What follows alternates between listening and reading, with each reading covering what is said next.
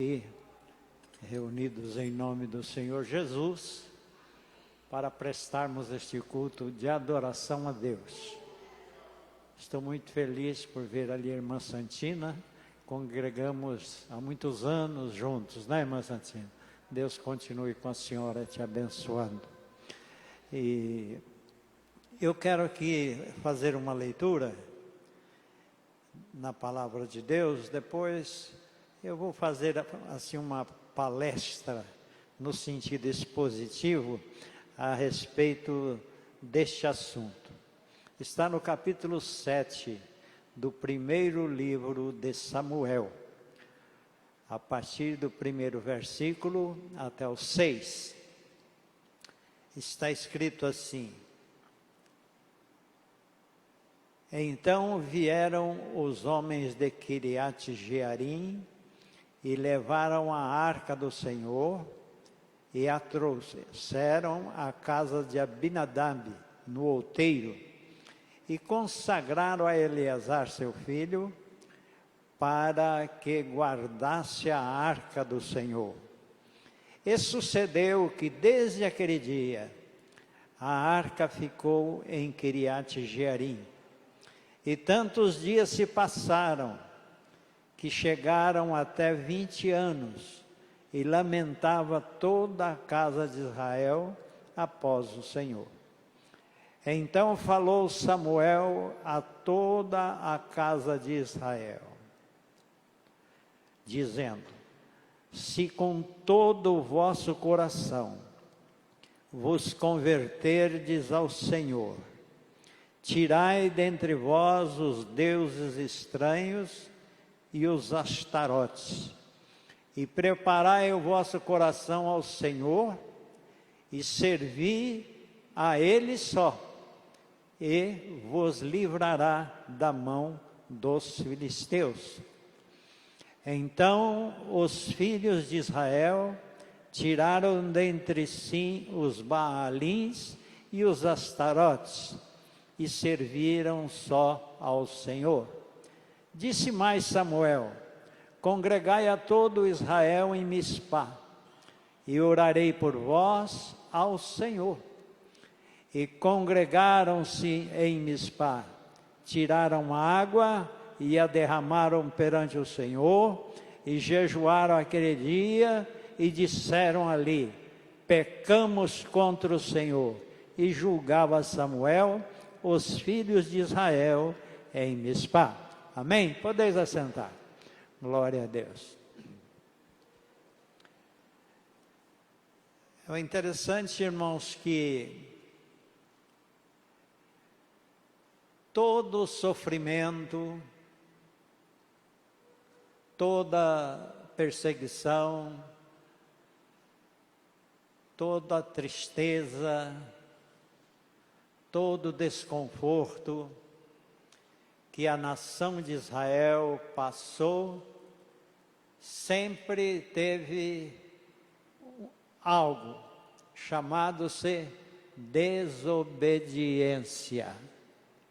Por causa da desobediência à palavra de Deus, muitas vezes a nação sofreu, passou por momentos muito difíceis, morreu muita gente, houve muito sangue, muitas guerras, tudo por causa da desobediência a Deus. E por falar aqui em Israel, o que tem, às vezes a pessoa pensar assim, o que tem Israel a ver conosco, não é? Assim no sentido da palavra, do sofrimento e etc. Nós vamos entender. É que Israel, esta nação, ela surgiu através de uma pessoa que Deus falou com ele, Deus fez uma promessa a ele, este homem chamado Abraão. E através dele, de Sara, veio Isaac, Jacó, os 12 patriarcas, e formou-se então uma nação.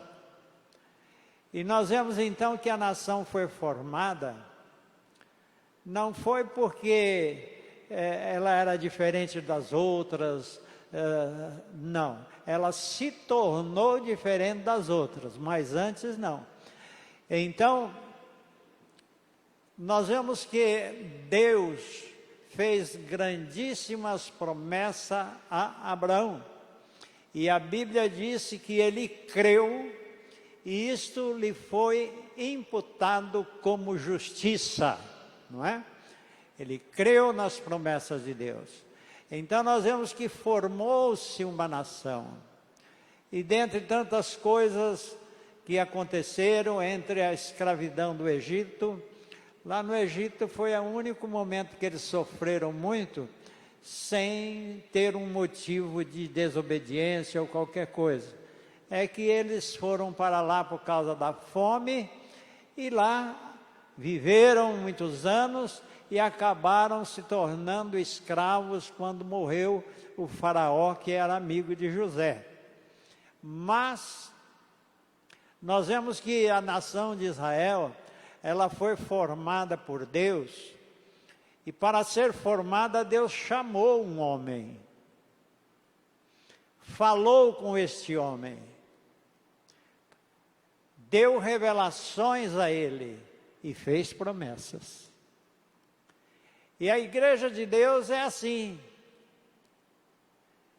Se nós estamos aqui reunidos para cultuar a Deus, com aquela esperança no nosso coração, de que um dia nós vamos morar no céu, assim como Israel esperava uma terra que mana leite e mel, a igreja espera morar na glória junto com o Senhor e com todos os anjos e com todos os santos. Essa é a esperança nossa. E quem nos garante isso é o próprio Deus. Ele também nos chamou. A Bíblia diz que foi Ele que escolheu a nós. Não fomos nós que escolhemos Ele. Foi Ele que escolheu a nós e nos fez ovelhas do seu pasto. Eu sempre, quando falo de ovelha e de pasto, as pastagens, as ovelhas, é um bichinho que come mesmo.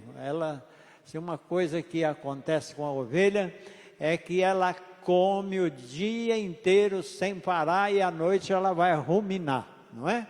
Então, eu fico olhando assim, que nós somos considerados ovelhas de Deus, mas parece que tem muita gente que não tem fome das pastagens divinas, não tem fome da palavra de Deus.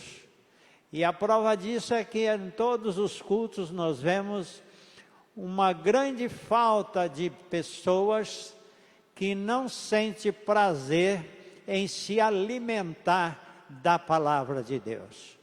E quando a pessoa não se alimenta da palavra de Deus, é porque ele está doente, e se continuar doente sem o alimento, acaba morrendo de vez.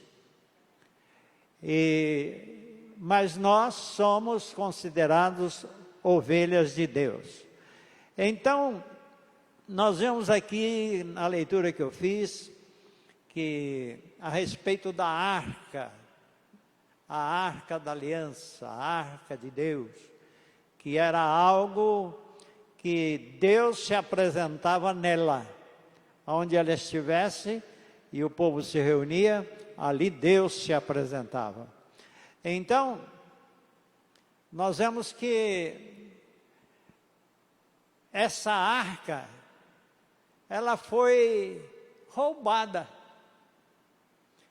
Era a glória de Deus da nação de Israel, e ela foi roubada. Além de guerrearem, perder a guerra, ainda roubaram a glória de Deus de dentro da nação de Israel. Quantas pessoas na igreja hoje têm perdido, têm se deixado roubar a glória de Deus que estava nele, não pelos filisteus, mas pelo mundanismo, pela falta de amor, pela falta de responsabilidade diante de Deus, pela falta de agradecimento. Então, essas coisas roubaram a glória de Deus da vida da pessoa. E agora, então, ele está desprovido. Então, nós vemos que, depois desse roubo, a arca de Deus ficou entre os filisteus. Mas tem uma coisa: a glória de Deus no meio dos ímpios tem cheiro de morte. Mas a glória de Deus no meio do seu povo tem cheiro de vida. Aleluia. Então, devido ter acontecido muitas coisas ruins entre os filisteus, por causa da arca de Deus, eles devolveram a arca. E foi colocada num carro com duas vacas puxando aquele carro. E levou essa arca até um local chamado Bet-Semes. E foi na época da colheita do trigo. E o povo que estava trabalhando olhou, levantou os olhos, está escrito, e olhou, lá vem a arca de Deus dentro de um carro puxado por duas vacas.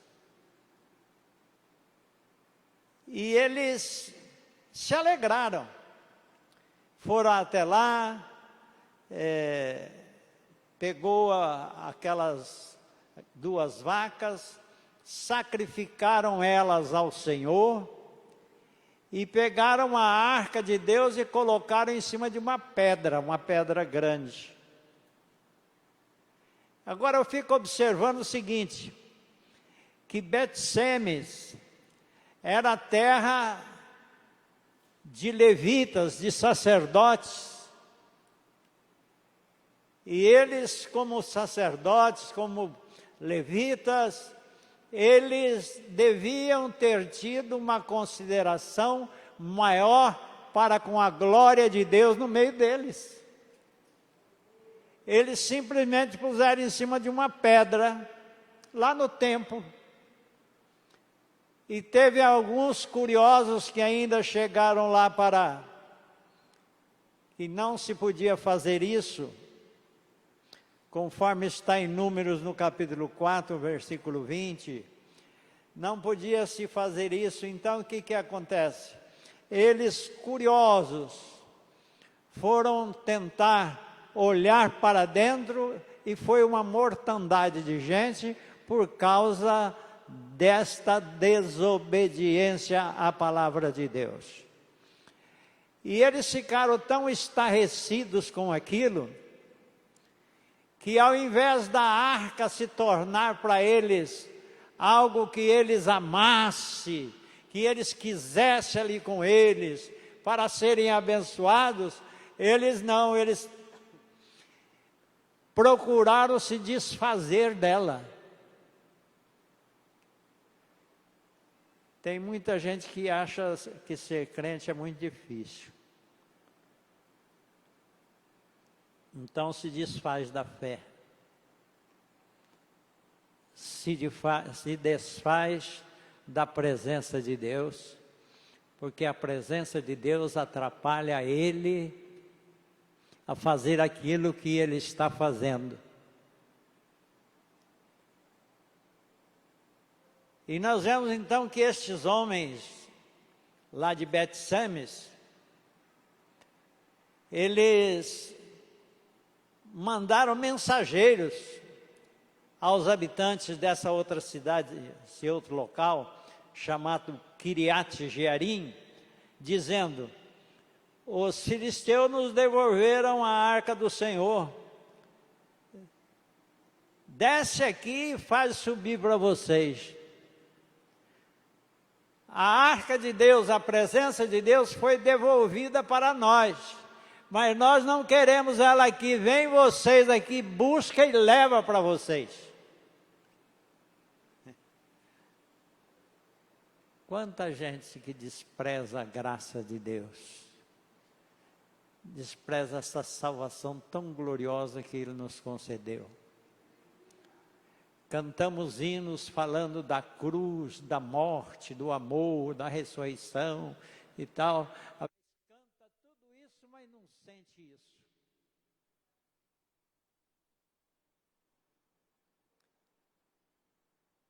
E as pessoas então fogem da presença de Deus, porque acham que a presença de Deus na vida dele atrapalha ele em alguma coisa.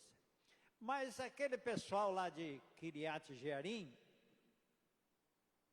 eles foram buscar a arca e trouxeram, e eles consagraram lá um rapaz, filho de um homem lá, né? Muito com certeza ele era temente a Deus, e consagraram o filho dele, o Eleazar, para que tomasse conta da arca. Mas a arca não ficou lá fora numa pedra, não. A arca foi colocada dentro de casa e com certeza no cômodo que era o melhor, o mais bem preparado. E o Eleazar, então, é aquele que mantinha aquele cômodo sempre limpo, sempre bem arrumadinho, porque ali estava a presença de Deus, a arca de Deus. E nós vemos então que a arca ficou lá em Kiriat Jearim. E diz o versículo 2: e tantos dias se passaram, que chegou até 20 anos. 20 anos, irmãos. Eu acho assim interessante que, desde que a última vez que Samuel falou alguma coisa, antes deste relato, está lá no capítulo 4, versículo 1, foi quando eles perderam a guerra,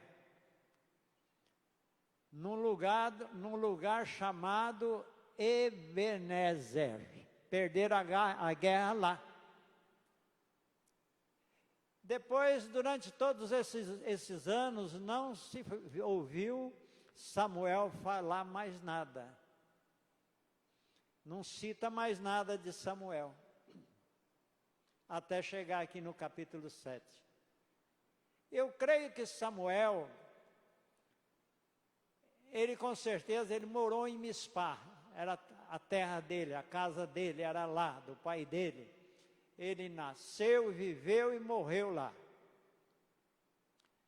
E eu creio que tinha as pessoas, que em todo lugar é assim, aquelas pessoas que amavam a Deus, que temiam a Deus, com certeza iam lá conversar com Samuel, porque Samuel era tido como profeta há muito tempo, desde criança. Quem quiser aprender a esse respeito da chamada profética de Daniel, vem domingo às 9 horas na escola dominical, que vai ser ensinado sobre esse assunto.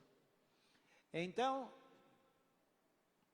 nós vemos que às vezes tinha algumas pessoas tementes a Deus, que iam lá conversar com Samuel, indagar Samuel, orar com Samuel, e assim por diante. Porque em todo lugar, às vezes as pessoas falam assim, lá naquela igreja não sei o que, é isso, é assim, é assado, mas pode ter certeza que lá tem gente que teme a Deus também. Por isso que nós não podemos falar mal de igreja nenhuma, porque a igreja é do Senhor. E em todas as igrejas existe alguém que é salvo, alguém que teme a Deus, alguém que vai morar no céu. Todo lugar. E nós vemos aqui que a arca ficou lá na casa daquele homem 20 anos. E a pessoa viver sem Deus, as coisas começam a ficar ruins. Se com Deus é difícil, tem tribulação, como Jesus disse, no mundo tereis aflições, imagine sem Deus. E eles ficaram com aquela senha, o resto do Israel ficou sem a presença da arca de Deus, que foi até 20 anos. E nós vemos que essa arca, ela ficou por ali muito tempo. Só se fala da arca que ela foi levada depois por Davi, para Jerusalém, 40 anos depois desse fato aqui. E nós vemos aqui que, por falta da presença de Deus na vida deles, diz aqui o verso 2, e lamentava toda a casa de Israel após o Senhor. Não está escrito que eles clamavam ao Senhor, não está escrito que eles buscavam ao Senhor, não está escrito que eles adoravam ao Senhor, estava escrito que eles lamentavam. Na igreja não acontece assim. O crente não busca a Deus, não ama a Deus, não ora a Deus, não obedece a Deus, aí as coisas começam a dar tudo errado para ele, aí ele fica lamentando. Lamentando por aquilo que ele mesmo é o culpado, porque abandonou aquele que pode nos dar a felicidade, a graça e a vida aqui e a vida eterna. Então eles lamentavam. E Samuel, quando viu aquilo, porque a lamentação não era só ali por perto, era na nação toda. Porque em todo lugar a coisa estava ruim. Então Samuel viu que era a hora certa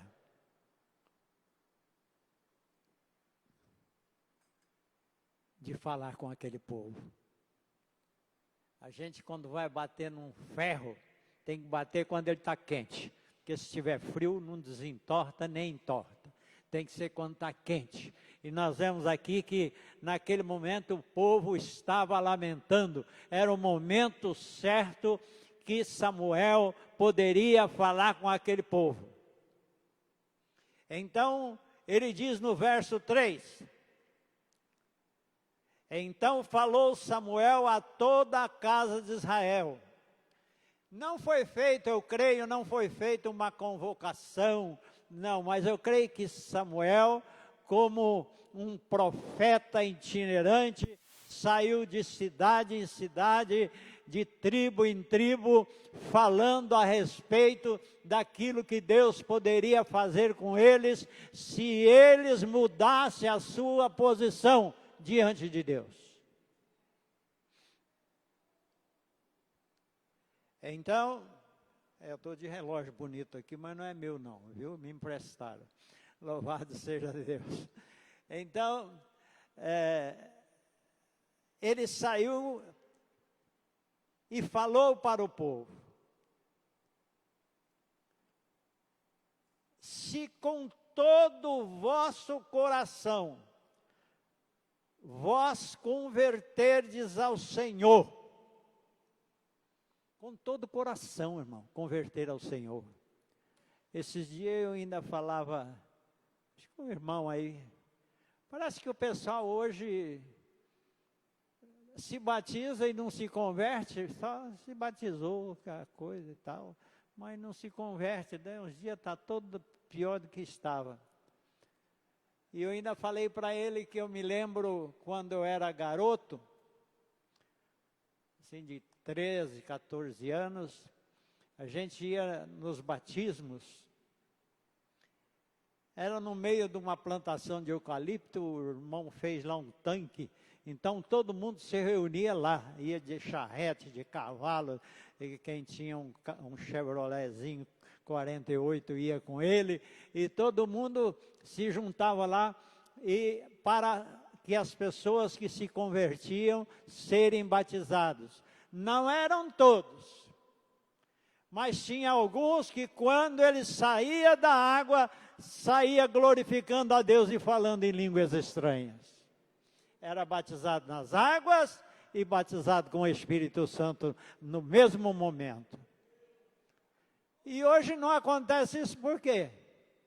Porque batiza a pessoa, ele sai da água e fica fazendo pose para tirar fotografia.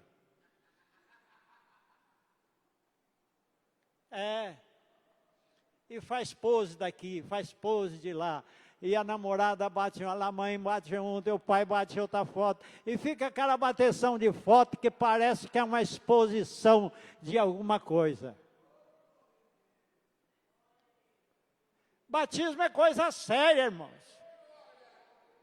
É para quem se converteu, quer dizer, para aquele que entendeu que a salvação em Cristo Jesus é coisa importante.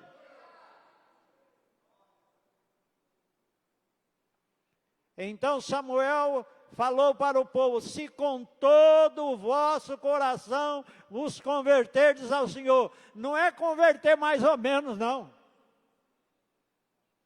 O irmão é crente? Eu estou lá na igreja. Falei, eu sou crente em Jesus, graças a Deus.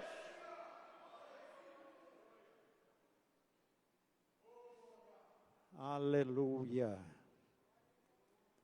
Então foi isso que o profeta falou, se com todo o vosso coração vos converterdes ao Senhor.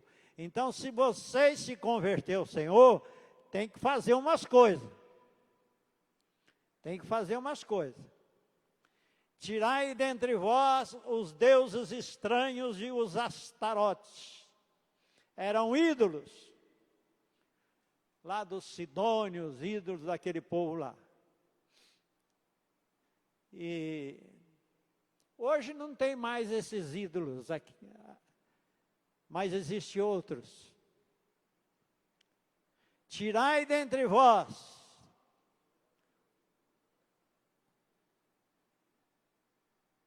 existem umas coisas na nossa vida, quando a gente não é crente, que a gente se acostuma com aquilo. Vive sem Deus, sem ser crente, e aquilo fica impregnado na nossa alma, no nosso coração. Aí a pessoa aceita Jesus, recebe Jesus como Salvador, mas ele não consegue tirar aquilo de dentro dele.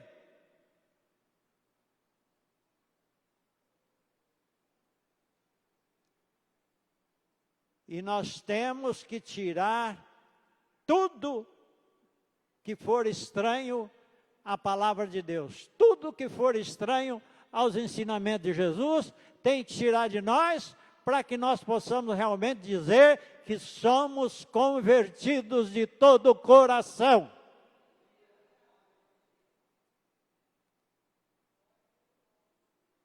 O irmão, em vez de sair cantando um hino, sai cantando um forró. Tem crente que fica cantando forró. Eu não estou lembrando de nenhum aqui, mas não sei. Aleluia. E não é assim, irmãos. Temos que tirar esse negócio de dentro de nós. Como é que eu lá fora vou cantar forró e aqui dentro vou louvar a Deus? Ou eu sou crente que louvo a Deus, ou sou um forrozeiro.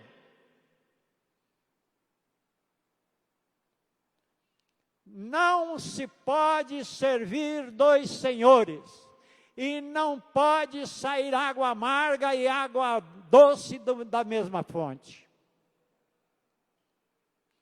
Precisamos então, como disse Samuel, nos converter de todo o coração e tirar tudo que não presta de dentro de nós. A gente tem uma mente, a gente precisa tomar muito cuidado, porque nós mesmos sendo crentes, e às vezes até pregador da palavra, às vezes até usado por Deus em Espírito Santo, mas se a gente não tomar cuidado, a gente começa a pensar besteira.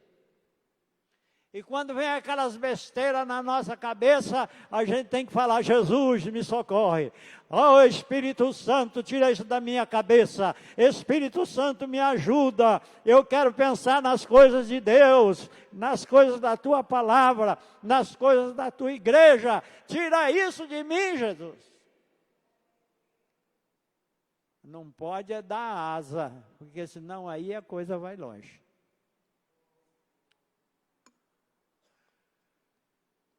Então, veja só que, qual foi a ordem dele?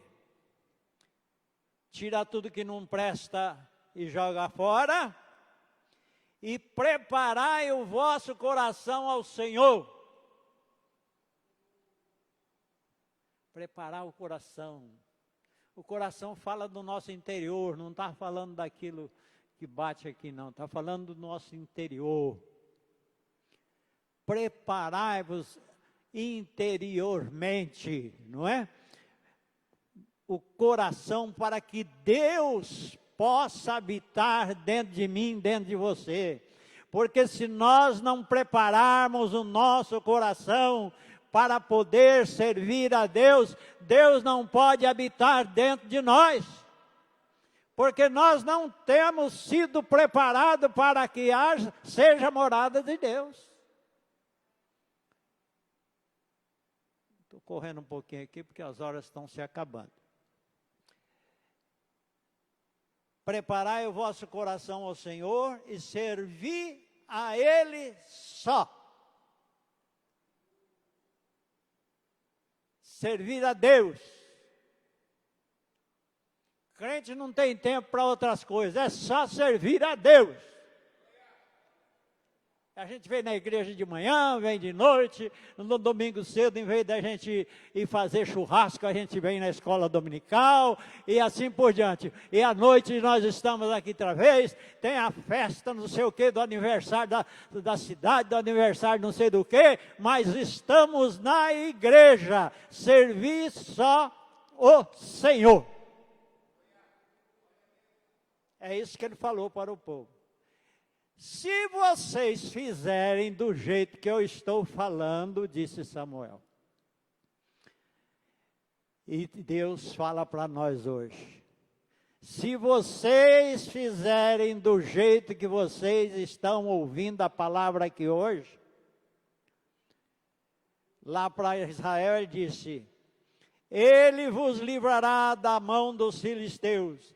E para nós ele disse: Ele nos livrará do mundanismo, de tudo quanto é coisa que não presta desse mundo, e nós serviremos a Ele só. Louvado seja Deus. E o que aconteceu? O que o povo fez? Obedeceu. Verso 4 diz assim: Então os filhos de Israel tiraram dentre si aqueles ídolos e passaram a servir só o Senhor. Não tinha mais tempo para outra coisa, era só para o Senhor. Glória seja dada ao nome do Senhor. Nós precisamos dar o nosso tempo, a nossa vida, nosso pensamento, tudo para o Senhor, porque é Ele que nos deu a vida, Ele que preserva a nossa vida, é Ele quem nos dá a vida eterna. Então eles tiraram aquilo tudo, jogaram tudo fora, destruíram e passaram a servir só ao Senhor. Mas agora vem a parte muito importante do versículo 5. Depois que eles fizeram tudo isso, se converteram, tiraram o que não presta fora, prepararam o coração para receber o Senhor, e agora eles serviam só ao Senhor, mas não congregava. Não congregava. Nós estamos vivendo esses dias que o povo não congrega mais. Vem lá uma hora que dá certo. Vem cultuar a Deus a hora que não tem nada para fazer, ou outra coisa para fazer. Mas não se esforça, mesmo sem estar podendo, não se esforça para virem adorar e servir ao Senhor nosso Deus por essa tão grande salvação. Então Samuel disse para eles: congregai a todo Israel em Mispá, quer dizer, lá onde eu moro, e eu vou orar por vocês ao Senhor.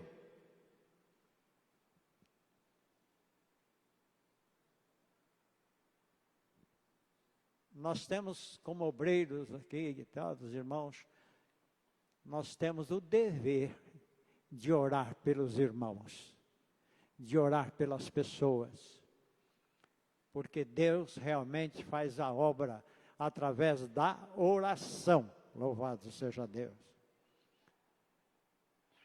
Congregai a todo Israel lá em Mispá e eu vou orar por vocês ao Senhor.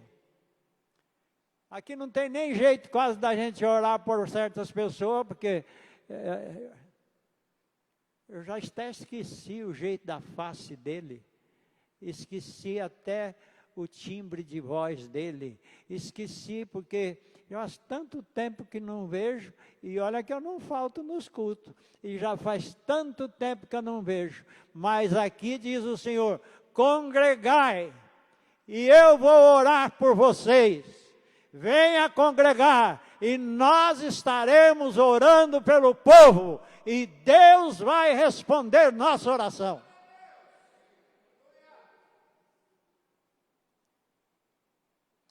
E diz a Bíblia que o povo obedeceu. Está escrito no versículo de número 6, que é o último para mim terminar aqui. Diz assim: e congregaram-se em Mispá, do jeito que Samuel falou. Do jeito que eu estou falando aqui, eu acho que domingo isso aqui vai estar lotado de gente. Vai ser uma maravilha, glória a Jesus. A escola dominical, que pega só a metade aqui, vai estar até lá no fim, não é? Glória a Jesus. Porque se ouvir como o povo lá ouviu, vai ser assim. E eles congregaram lá em Mispá, e tiraram água, e derramaram perante o Senhor, e jejuaram aquele dia.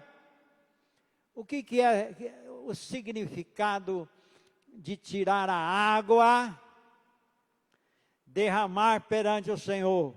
Se você derramar a água, tem jeito de você juntar ela de novo? Não tem, né? Derramou a água, derramou. Não tem jeito de juntar ela de novo. Então, para nós é o seguinte: é derramar a nossa alma diante de Deus e deixar ela na presença de Deus e não pegar de volta, porque aí já não vai ter mais jeito, porque ela agora é do Senhor. Glória a Deus. E foi isso que eles fizeram.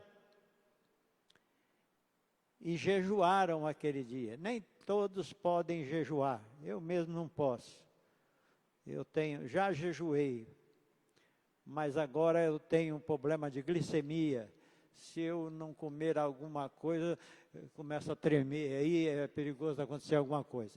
Então, Uai, mas o irmão não é crente, não sou, mas tem muitos crentes que ficam doentes também, aleluia. O Eliseu, que era um profeta abençoado, morreu da doença que ele tinha nos pés, não sei que doença era, vai ver que era uma gangrena, qualquer coisa assim, ele morreu da doença nos pés, né? Mas uma coisa é certa, que depois dele ser sepultado, já fazia tempo, o pessoal ia carregando um outro defunto para enterrar, mas aí veio uma turma de bandidos lá, eles assustaram com os bandidos e jogaram o defunto em cima da cova do Eliseu. Sabe o que aconteceu? O defunto se levantou e saiu correndo também. Oh, glória a Jesus! Bendito seja o nome do Senhor.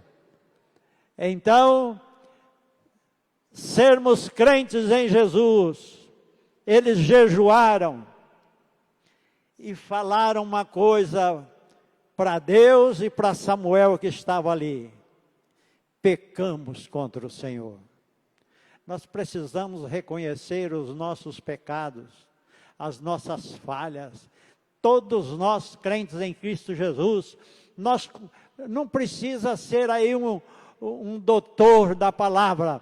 Ele simplesmente por ser crente, ele sabe o que é certo e o que é errado. Só faz o que é errado porque quer. Porque é teimoso, porque quer desobedecer a Deus, mas que sabe que é errado, sabe, está errando sabendo, e se errar sabendo e permanecer no erro sabendo, não tem salvação. Então eles confessaram, pecamos contra o Senhor. E julgava Samuel os filhos de Israel lá em Mispá. Foi quando Samuel começou a ser juiz também, não é? Julgando as pessoas, os erros e etc. Profeta, sacerdote e juiz. Glória a Deus. Então, meus amados irmãos, que esta palavra fique em nosso coração. Que nós precisamos derramar nossa alma na presença de Deus. Precisamos deixar o que não presta, jogar fora, abandonar aquilo que é ruim e confessar os nossos erros, pedir perdão e servir só ao Senhor com alegria em nome de Jesus. Amém? Deus abençoe a todos.